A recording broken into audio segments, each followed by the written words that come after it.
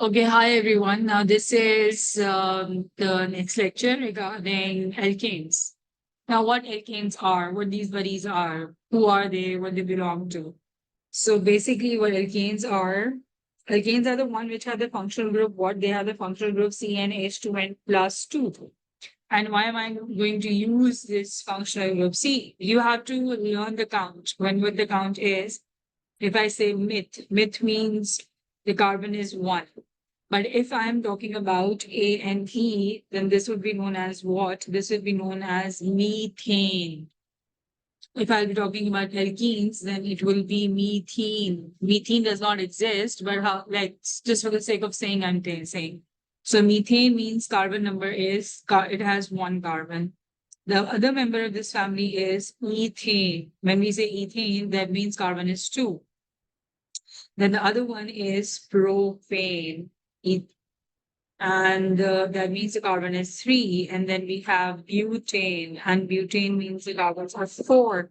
And then we have pentane. And when we say pentane, that means the carbons are five. And then I have hexane, and hexane means that the carbons are six. And hexane, then heptane. Heptane means carbon are seven, and octane, that means the carbons are eight. So this is a count. Now, what is the purpose of this one? Like, for example, I know that if I have methane, methane means that carbon is one, but I need to know that how many hydrogens will be there. Of course, methane is so common that you do know about the number of hydrogens which are present. However, if I have to use a formula, what I'm going to do is I'm going to put CnH2n plus 2. Now, this carbon number, this represents the N. N means the number of carbons. So in the place of this N, I'm going to put a 1. Then in this place of N, I'm going to put a number 1 plus 2. So 2 ones are 2 plus 2. The formula will going to be CH4. And as I told you already that the display formula will be CH4. You can pause the video and you can do this for what I did for methane, for ethane, propane, butane, pentane, hexane, and heptane, and so on. And you can do the practice. Now, this is what we call alkane family, right? But when we say alkane family, you also need to know about the alkyl family. Alkyl, I always tell about alkyl family along with alkane. Why? Because it's very easy to understand. If methane is, for example, if methane is CH4, if I reduce one hydrogen, if I deduct one hydrogen and I make it three, so from methane, it will be methyl. From ethane, it will be what? Ethyl. So for example, if ethyl is C2H6, for example, let's calculate over here. I'll do another example for you. Let's suppose I am calculating ethane. And when I say ethane, ethane means carbon are two. I'm going to put it into the formula. And the formula here, I'm going to put a 2. And then here, I'm going to put a 2 and then 2. And the formula will be C2H, 2 to the 4 plus 2, 4, 5, 6. Yes, C2H6. C, this is ethane. If I reduce one hydrogen, then this will become what? This will become ethyl, which means, see, CH4 means 4 hydrogens, means the carbon is occupied. It does not have any space. If it has 3 hydrogens, which means if it is, this one is methane, and if this one is methyl, that means it has this one position vacant. When this one position is vacant, that means methyl is very reactive and they can react with anything and they can attach to it. I hope that it does make sense. If there's a question, do leave into the comment section. When you are studying organic chemistry in AS, all what you need to do is you need to study about their production, how do those compounds can be produced, and you also need to study about their reactions and how do they react. Either they react fast or they react slow or whatever. So let's talk about the production first. When it comes to the production, alkanes are hydrocarbons. I've highlighted this terminology because this terminology needs to be understood very, very, very carefully. When I say these are hydrocarbons, what do I mean by that? Hydrocarbons are those compounds which contains only carbon and hydrogen. They contains carbon and hydrogen only, and that they can be produced by what? Number one, they can be produced by the addition reaction of hydrogen to alkene. If I add hydrogen in alkene, then hydrocarbons mean alkanes can be produced. If I this can also be produced by cracking. If alkane chains can be broken down, then of course then alkane can be produced. We will discuss this one by one in our further lectures or in the other sequence. Okay, so what's the method number one through which you can prepare alkanes is that alkenes, they are unsaturated. When I say unsaturated, what do I mean by that? Unsaturated means that they have carbon-carbon double covalent bond. I repeat, what are unsaturated? Unsaturated means carbon-carbon double covalent bond, and hydrocarbons. Hydrocarbon means that they have only carbon and hydrogen. They are made up of only carbon and hydrogen. Unsaturated hydrocarbons are those who have carbon-carbon double covalent bond. Addition reaction happens by simply breaking of the double bond. There is a double bond between two carbons. You simply break them and then you can end up on alkanes. Now, first example is hydrogenation. So what hydrogenation is? Hydrogenation is the addition of what? Addition of hydrogen in alkene. And what alkene means carbon-carbon double covalent bond. Please do remember it. I keep on repeating this. Hydrogenation is used to manufacture what? Margarine from vegetable oil. Vegetable oil is what? It is an unsaturated organic molecule with many carbon double covalent bonds. So when they have partially hydrogenated, chain becomes straightened. This is the melting point. Hence, margarine is a soft solid and oil in liquid at room temperature.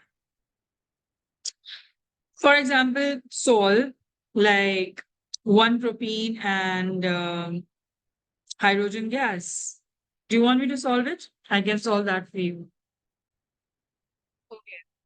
So how do we do this reaction? For your understanding, I'm going to solve one. So if it says 1-propene, for example, propene means 3 carbon. 3 carbon means 1, 2. And if it's 1-propene, then I'm putting a double bond on the first carbons. Okay, first carbon, the double bond is there.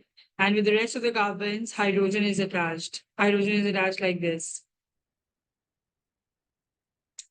Remember, when you are drawing the structure, each carbon has to have 4 bonds filled. So for example, this carbon, 1, 2, 3, and its fourth one has to be over here. For this carbon, it's 1, 2, 3, 4. So that means this hydrogen is not going to come over here. For this carbon, it's 1 for this particular carbon. This is 1, 2, 3, 4. So each carbon has to have 4 bonds filled. Now, if I do the reaction with hydrogen gas, what hydrogen gas means how many hydrogens? 2 hydrogens. Let's write this one with a purple so that you can have a better understanding of this. Now, these hydrogens have how many hydrogens? H2 means how many hydrogens? 2 hydrogens. This hydrogen bond will going to break what? This double covalent bond. When this double covalent bond will be broken down, it will be something like this. No, we are using the wrong colors. I'm so sorry. I want to draw it with the same color. So now what is the change? The change is this double bond, when it comes to the product, will be changed into what? A single covalent bond. Rest, all of the hydrogens will remain the same. I'll tell you what is added. Addition is of these 2 purple hydrogens, which will be added over here. So from 1-propene, it is changed into what? It is changed into propane. This is what we call addition reactions, adding something. If you are adding a hydrogen, then this is hydrogenation. If you are adding a halogen, then this is halogenation. If you are adding steam or water, then this is hydrogenation. So that's how it make it. So now you can pause the video and you can solve this 1, 2, 3 equations, and then you can share in the comments as well, and I can check and I can give it back to you that you are right or wrong. Okay, so the another way of making a cane is cracking. cracking and breaking. That's very simple. So it's a very important and commonly used method of producing what? Alkanes. In this process, large, less useful molecules change into small and more useful hydrocarbons. See, in chemistry, within any other thing, you cannot afford to have very long molecules, very larger molecules, big in size, because the size are bigger, the chain are longer, then they are not easy to react as well. So they need to be broken down. So the larger hydrocarbon molecules are fed into steel chamber and heated into a high temperature and then pass over the aluminum catalyst, and that will be Al2O3, and that is to make them smaller. Now, the chamber does not contain any oxygen to prevent combustion. So if there will be see, these are petroleum compounds generally. So the chamber where the cracking is happening, if that will be exposed to oxygen, it's a very good chance that combustion happens. So combustion, to prevent that from the hydrocarbons, we do not expose it to the oxygen, because if that will be exposed, those hydrocarbons will be exposed to the oxygen. Then the combustion reaction happens, which can change water, which can change a hydrocarbon into water and carbon dioxide. So when a larger hydrocarbon is cracked, smaller alkanes and alkene molecules are going to be produced. For example, if I have a decane, decane means C10H22. So for example, we have decane. Decane is a larger compound, and if it will be heated over aluminum oxide, it can change into what? It can change into octane and ethene. Octane is C8H18 and ethene is C2H. So the larger compound can be broken down into a smaller compound. And again, what is the reason? The reason is the smaller compounds are easy to burn. Now, after production, moving on to what kind of chemical reactions it can do. So what kind of chemical reaction will it can do? The first chemical reaction is chemical combustion. Now, what happens in combustion? When alkanes are burnt in excess oxygen, complete combustion takes place. Now, there are two kinds of combustions, complete combustion and incomplete combustion. When complete combustion happens, so alkanes, they burn in excess oxygen and complete combustion happens. And when the complete combustion happens, then this hydrocarbon burned with oxygen, changed into carbon dioxide and water. What you all need to do here in these combustion reactions that generally people do is to balance the equations. You have to balance the equations, the carbon numbers, the oxygen numbers, and the hydrogens in them. Now, when it comes to incomplete combustion, what happens in incomplete combustion when alkanes are burnt in only a limited supply of oxygen?